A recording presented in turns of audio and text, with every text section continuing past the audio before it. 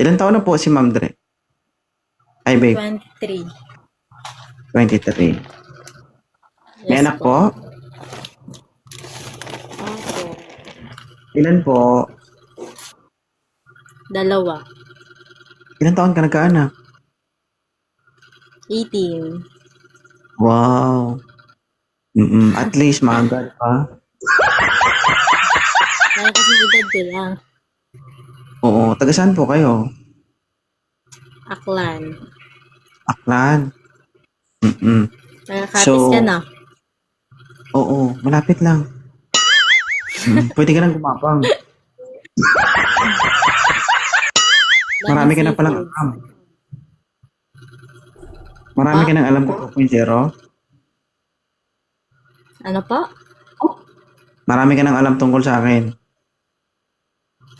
Siyempre, lagi ako nakasubaybay, no? Huwag ka mag-alala. Huwag ka magtaka mamaya kung tutumbak kita, ha? Grabe. At least pagkatapos, baba mo, hindi naman kita. Bakit ka nandito? Ano? Alam mo na. Kung alam mo na. Kung mo ko ginaganyan-ganyan, ang dami pong pasok sa isip ko. Anong alam mo na? Ano, naghanap ng ano? Kasama Anong sa ano? buhay, gano'n. Ayusin mo, ha? O guys ha, bata pa ito, 20 years old. May 2 anak. Naghahanap ng makakasama sa buhay. O seryoso ito ha, asawa ang hanap nito, hindi boyfriend. Ano ha? Yung hindi nang bubugbog ha? Ilan taon na po kayo, Sir DJ? 25 po.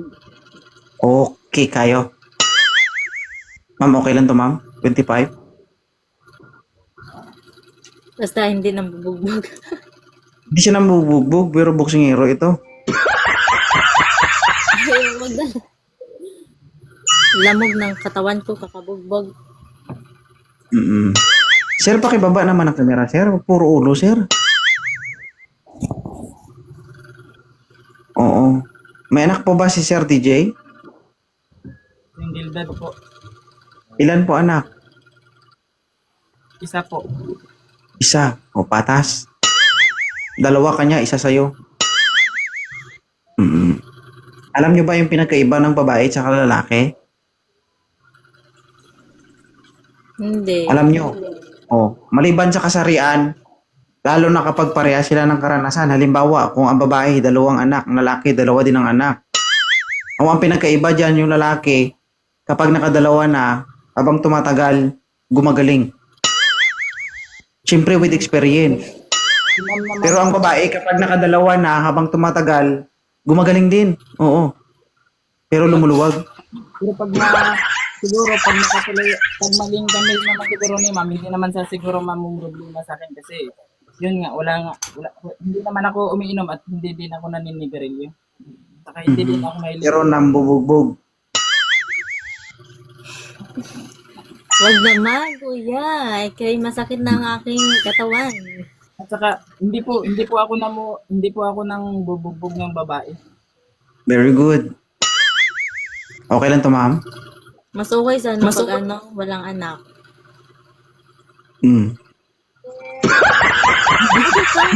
Kasi once may anak, syempre, hindi lang lahat ng oras ay nasa iyo, di ba? Hati-hati. Paano niyo po nasabi? Hindi niyo pa nga po na try kung Naka-experience na kasi ako mag-ano ng may anak. Reason palagi yung anak. sabi ko, Yun pala, sila pa pala ng asawa nila. Reason lang lagi Ay, yung huwag mong anak. iparehas lahat ng lalaki. Eh, paano kung ganun din ang reason ng lalaki sa'yo? Sabihin din ng lalaki sa'yo. Gusto ko walang anak. Kasi sa totoo man, iba-iba yung pag-iisip ng mga tao, hindi pare-pareho po. Tama, tama. Kaya huwag mong lahatin. Huwag ka magbasa ng comment, ma'am. Medyo masakit yan. Ha? Si sir, intindihin mo, hindi yung comment section. Taga saan ka po? Opo. Negros po. Pa? Negros. Pakulod. Malayo pala. Pero nandito ako ngayon sa Ano? Malapit lang sa Boracay. Nandito ako ngayon sa Batangas. Nagtatrabaho. Malapit lang. Opo. Ilang taon na po yung anak mo? 3 years old. Lalaki po? Opo. Ay kayo ng asawa mo, hiwalay, kasal po ba? Or ano? Hindi po, hiwalay po. Bali siya po yung nakipaghiwalay po. Naghanap ng mas malapit. Sa akin naman, naghanap ng mas malayo. Hindi na. Okay lang ba ma'am sa'yo, ma'am? Okay naman po. Sige. I-follow mo na lang, Sir DJ. Tapos, ma'am, malay mo naman. Observe mo lang. Pag hindi, balik ako dito. Oo. Simula ngayon, ma'am, mag-aaral ka na rin ng boxing. Kasi Para palitan kayo kapag nag-away kayong dalawa. Malaban naman ako, sir. Pero lang, syempre, Lugi sa lakas, no? lakas ng lalaki sa babae. Palaban din pala ito. Amog na. hindi mag... Gusto mo, ma'am, walang gulo? Doon ka magtayo ng bahay sa gilid ng barangay. Para pag nag-away kayo, at least may tanod ka agad.